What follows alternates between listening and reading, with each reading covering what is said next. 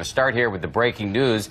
As we come on the air, a fresh setback for President Trump on immigration. Just hours ago, a federal appeals court rejecting the administration's request to restore that controversial travel ban. And just so everyone's up to speed on these fast and furious legal developments, this all started 9 days ago when President Trump signed that executive order temporarily banning all refugees plus visitors from 7 majority Muslim countries. It set off protests at the airports and a flurry of legal challenges. On Friday, a judge in Seattle issued a temporary restraining order blocking parts of the travel ban. And then just last night, the Trump administration appealed that decision and asked for that restraining order to be lifted. And then early this morning, an appeals court rejected that request. So many questions, so many angles here. We have team coverage, and we're going to start with ABC's David Wright, who's with the president in Palm Beach, Florida. David, good morning to you. Good morning, Dan and Paula. It was a long night for the lawyers as this drama played out in a federal appeals court overnight. At this point, the case is likely to go all the way to the U.S. Supreme Court, and it's worth noting that the legal battle over the travel ban is likely to drag out longer than the ban itself would have. Overnight, a major setback for the Trump administration. No sooner did the Department of Justice appeal its case to the Ninth Circuit, but hours later, motion denied. The federal appeals court rejected the government's bid to immediately restore the travel ban. Outside Mar-a-Lago, protesters made sure they could be heard. Let's keep moving! Inside Mar-a-Lago, President Trump insisted he's confident he'll prevail in his bid to keep out refugees and visitors from 7 predominantly Muslim countries. All day long, he went on a tirade, attacking the Seattle judge who dared to defy him. And my question to you is, have there been terrorist attacks in the United States by refugees or other immigrants from the 7 countries listed since 9/11? Trump's tweets came fast and furious. The opinion of this so-called judge is ridiculous and will be overturned.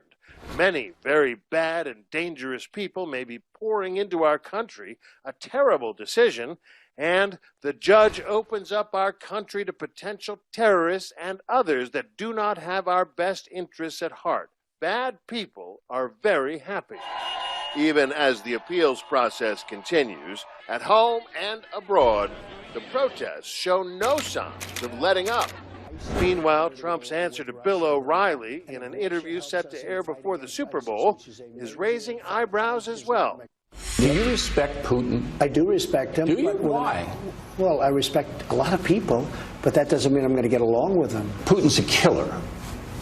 A lot of killers. We get a lot of killers. Why, you think our country's so innocent? A remarkable statement from the President of the United States. This was a wide-ranging interview, unfortunately taped Friday at the White House before all of this weekend. Dan and Paula? We're going to be talking about that Russia comment in just a second, but both sides are claiming that this immigration battle is sparking a constitutional crisis, right, David? That's right, Paula. The administration essentially accuses the judge of violating the separation of powers, trying to usurp the president's authority. And the Democrats kind of accuse the president of the same thing, saying that he's trying to bully the judiciary and provoke a constitutional crisis. The Democrats are now threatening to make this part of the confirmation battle over Donald Trump's Supreme Court pick. So a lot more at stake than just this policy.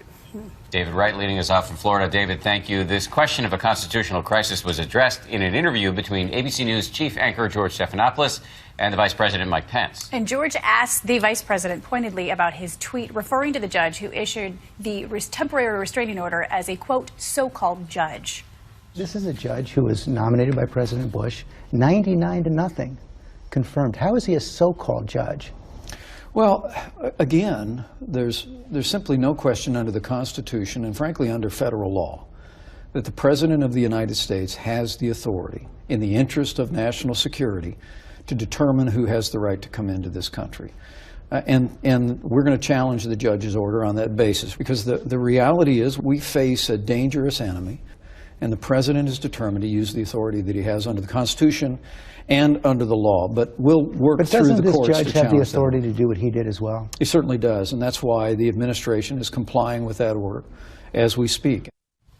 George is with us now. George, good morning. Pence did not seem to want to go there on this so-called judge issue. But doesn't these comments have don't they undermine the judiciary in some way? Well, that's the point that Democrats have been making, and I think that you're likely to see opponents of the president's order bring this up in court when they meet again tomorrow. But the vice president has been put in a pretty tough spot there by the president. He said, the president speaks his mind. That's okay. So he basically defended what the president did. But you said he didn't like having to go there during that interview. This is going to be interesting to see what happens tomorrow when they finally have the arguments in court and we see whether or not the ban is actually going to be upheld. And as David said, the Democrats led by Chuck Schumer in the Senate are already saying this is going to impact the questioning of Judge Neil Gorsuch as he tries to become a Supreme Court justice. Yeah, setting up quite a battle between the executive branch and judiciary. But let's go back to that comment about Russia in that interview. Trump said, quote, "We've got a lot of killers. What, you think our countryside is so innocent?" He seemed to equate Russia and the U.S. What's your take? That's something he's done several times. Back in the campaign, I interviewed him. He did exactly the same thing, even when presented with the evidence about Putin's crackdown on the press and his opponents in Russia, which has included killing at times. So this is really something right there for the president to do that. And I have to say, a very different line from what the vice president took in my interview, where he said Russia is now on notice, that we're watching Russia very closely. So you see some dissonance there between the president's words, the vice president's words, and the administration's actions right now. What if President Obama had said something like that? How do you think the Republicans would have reacted? I think you could imagine they would be saying exactly what the Democrats are going to be saying right now, and saying that it's sort of unbelievable that the president is equating Russia with the United States. Remember, President Obama was criticized several times for going on a so-called apology tour for the United States, where he talked about mistakes by the United States in the past. Had he done something like that, I think you'd be seeing him getting harshly criticized. And what about the current pace of news out of the White House? I mean, we're just dealing with an onslaught of news. How long can that be maintained? Can you is it believe in the best interest of the White House? Well, can you believe it's Their only strategy. been 2 weeks? It is their strategy right now. They say they wanted to show 2 weeks of action where the president is keeping his promises. And I think a lot of his supporters will say that's exactly what he's done, but it's come with a lot of controversy as well.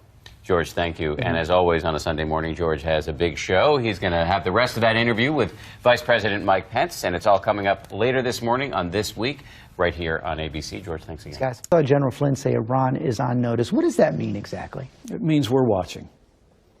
What are we watching for? It means there's Iran would do well to look at the calendar and realize there's a new president in the Oval Office. And Iran would do well not to test the resolve of this new president. What would testing the resolve be? Well, the ballistic missile tests that were done in the last week were in direct violation of UN Security Council resolutions dealing with limiting them in that regard. That's the reason why the president took the decisive action that he took to impose economic sanctions on their supply chain for their missile program. But also, let's recognize that the Houthi rebels in Yemen are fully subsidized by Iran, and the attack that the Houthis leveled using Iranian arms against a Saudi Arabian ship this last week all represent the kind of hostile and belligerent actions that are simply not going to be tolerated. That might require military action. The president said everything's on the table. The president said everything's on the table. But look, the Iranians got a deal from the international community that, again, the president and I and our administration think was a terrible deal. It essentially allows Iran to develop a nuclear weapon in the years ahead at a date certain. And they received hundreds of millions of dollars in cash. But Secretary Mattis and Secretary Tillerson say we have to stand by that deal now. Is that administration policy? Well, we're evaluating that as we speak. But Secretary Mattis didn't say he's evaluating the deal. He said the U.S. has to stand by it. Is that administration policy? Well, I think the president will make that decision in the days ahead, and he'll listen to all of his advisors. But make no mistake about it, the resolve of this president is such that Iran would do well to think twice about their continued hostile and belligerent actions.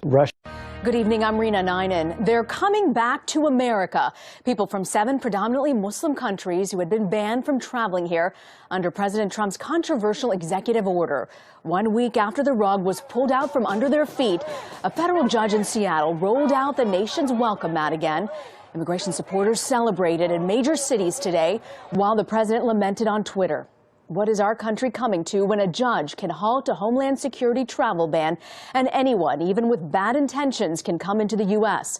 Paula Reed has the latest. I find that the court should and will grant the temporary restraining order. Those words lifted President Trump's travel restrictions on people from 7 predominantly Muslim countries. The ruling came in response to a lawsuit filed by Washington State Attorney General Bob Ferguson. The law is a powerful thing. It has the ability to hold everybody accountable to it, and that includes the President of the United States. The judge said it was this argument from the state solicitor general that convinced him the executive order may be unconstitutional. Our claim about refugees is primarily that it is religiously motivated discrimination, and that the order is in large part motivated by religious animus. President Trump criticized the judge and the ruling on Twitter. The opinion of this so-called judge, which essentially takes law enforcement away from our country, is ridiculous and will be overturned. The White House argues the order is intended to protect the homeland. The Department of Justice is expected to file an emergency petition to allow the federal government to resume enforcement of travel restrictions. This TRO is granted on a nationwide basis. Just hours before the judge's ruling, President Trump defended the travel restrictions in a weekly address. The executive order establishes a process to develop new vetting and mechanisms to ensure those coming into America love and support our people, that they have good intentions. But after the judge's order, it's back to business as usual for now. I said from the beginning, it is not the loudest voice that prevails in a courtroom. It's the Constitution. And that's what we heard from Judge Robart today. This is just the first step in a series of decisions before the courts issue the final word on whether this travel ban is constitutional. Interesting to see the courts check and balance the executive branch. I'm curious, though, Paula, any way of gauging whether this will be unconstitutional? In the hearing, the judge hinted that he thinks he sees some problems, especially with how this was drafted so broadly. There were no exceptions for people who had visas because they helped the United States or people who had green cards. That, he suggested, could be a problem when the government tries to argue this is just about national security and not a Muslim ban. Thanks, Paula.